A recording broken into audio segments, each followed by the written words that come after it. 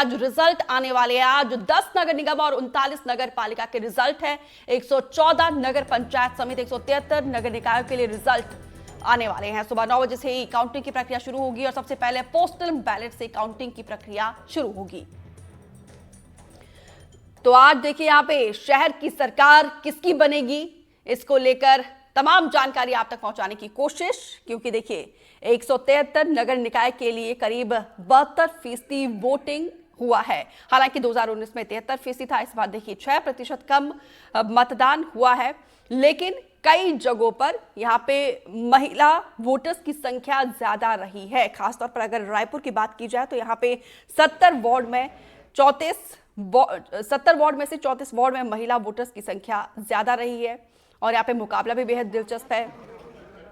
और देखना होगा कि 10 नगर निगम में यहाँ पे जनता किसे अपना महापौर चुनती है, क्योंकि देखिए जब लोकल सरकार की बात आती है तो यहाँ पे मुद्दे सेंटिमेंट्स पूरी तरीके से अलग हो जाते हैं। अलग अलग जगहों से सहयोगी हमारे साथ जुड़े हुए हैं। सबसे पहले नीलेश त्रिपाठी का रुख करते हैं। नीलेश, कहां पर आपकी मौजूदगी है और क्या जानकारी, किस तरीके से माहौल? देखिए, मैं अभी रायपुर में ही हूँ और रायपुर में बीजेपी दफ्तर की ओर जा रहा हूँ। बीजेपी दफ्तर में बताया जा रहा है कि खास तैयारियां की जा रही हैं। हालांकि 9 बजे के बाद 9:30 बजे के आसपास वो तस्वीरें नजर आने लगेंगी, जब काउंटिंग के बाद पहला रुझान, खासकर बैलेट पेपर्स के बाद से जो रुझान शुरू होंगे, उसके बाद जो है वहां पर माहौल जो है वो बनाने की कोशिश की जाएगी। क्योंकि बीजेपी इस बात को लेकर आश्वस्त है कि ज्यादातर नगर निकायों में उनके प्रत्याशियों को अच्छी जीत मिलने वाली है। इस बात को लेकर लगातार उनके नेता दावा भी कर रहे हैं। और चूंकि सरकार है छत्तीसगढ़ में, तो ये माना जाता है कि जिसकी सरकार होगी उसके पक्ष में ज्यादातर वोटिंग होती है। ऐसा एक ट्रेंड भी रहा है। तो इसको ध्यान में रखते हुए बीजेपी की खास तैयारियां होने की जानकारी है, जिसकी तस्वीरें हमें 9:30-10 बजे के आसपास से मिलनी भी शुरू हो जाएंगी। हालांकि अभी जो जानकारी मिल रही है, अभी दफ्तर में ज्यादातर लोग नहीं है बीजेपी दफ्तर को, लेकिन तैयारियां लगभग पूरी है। दीपिका, नीलेश, इस बार डायरेक्ट चुनाव हुए हैं और वोट का परसेंटेज 2019 के मुकाबले कम हुआ है। इस पैटर्न को, आप इस ट्रेंड को कैसे देखते हैं?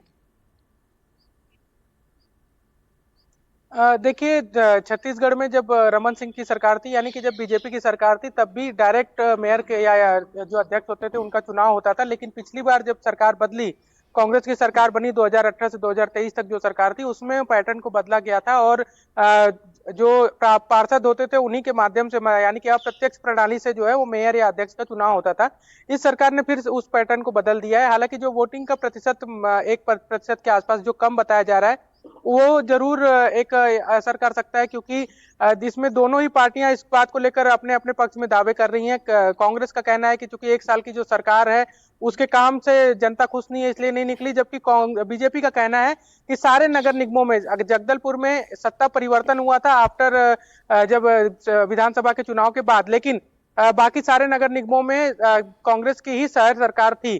तो बीजेपी का यह दावा है कि उनसे नाखुश थे लोग, उनसे जो है नाराज हैं, इस वजह से नहीं निकले। तो ये जो आज क्लियर हो जाएगा कि किसके पक्ष में जनता आई है। कुछ देर में रुझान आने शुरू हो जाएंगे और लगभग 2 बजे, दोपहर के 2-2:30 बजे के आसपास स्थिति स्पष्ट हो जाएगी। लेकिन 1% की वोटिंग जो कम हुई है, ये जरूर चिंता वाली बात है निर्वाचन आयोग के लिए भी, खासकर कि जब लोकसभा और विधानसभा में अच्छी ट्रेंड रहे हैं वोटिंग के। तो जी नीलेश, मैं आऊंगी आपके पास। जुल्फिकार हमारे सहयोगी भी जुड़े हुए हमारे साथ। जुल्फिकार, कहां पर हो आप? क्योंकि तस्वीरों में दिख रहा है कि बड़ी चहलकदमी नजर आ रही है, काफी हलचल दिख रही है तस्वीरों में। मैं रायपुर का जो मतगणना केंद्र है वहाँ पर मौजूद हूँ और यहाँ की पहले तस्वीरें दिखा देते हैं, फिर उसके बाद चर्चा करते हैं कि आप देखिए कि इतनी बड़ी संख्या में यहाँ पे लोग पहुँचे हैं, क्योंकि नगरीय निकाय चुनाव है और यहाँ पर पूरी काउंटिंग हो रही है। तो महापौर की भी काउंटिंग होनी है और पार्षद भी जो है वो भी यहाँ पे पहुँचे हैं। तो पार्षदों की संख्या ज़्यादा है, तो पार्षदों के साथ उनके समर्थक भी हैं। और तस्वीरें जैसा कि प्रवीण दिखा रहे हैं कि यहाँ पर सिक्योरिटी चेक लगा हुआ है और चेकिंग के बाद ही उनको अंदर जाने दिया जा रहा है। और जो मेटल डिटेक्टर है वो यहाँ पे 5 गेट बनाए गए हैं और बड़ी संख्या में लोग यहाँ पे पहुँच रहे हैं। हालांकि 9 बजे से मतगणना शुरू होनी है, लेकिन उसके पहले तमाम जो तैयारियाँ की जाती हैं, सिक्योरिटी मेजरमेंट्स को पूरा किया जाता है, वो तमाम व्यवस्थाएं यहाँ पे की जा रही हैं। और पार्षद भी यहाँ पे पहुँचे हैं, तो कुछ पार्षद हैं उनसे हम बात करते हैं। और हालांकि प्रत्याशी भी हैं, पार्षद भी रह चुके हैं कांग्रेस पार्टी से। क्या नाम है? जी मैं कामरान अंसारी।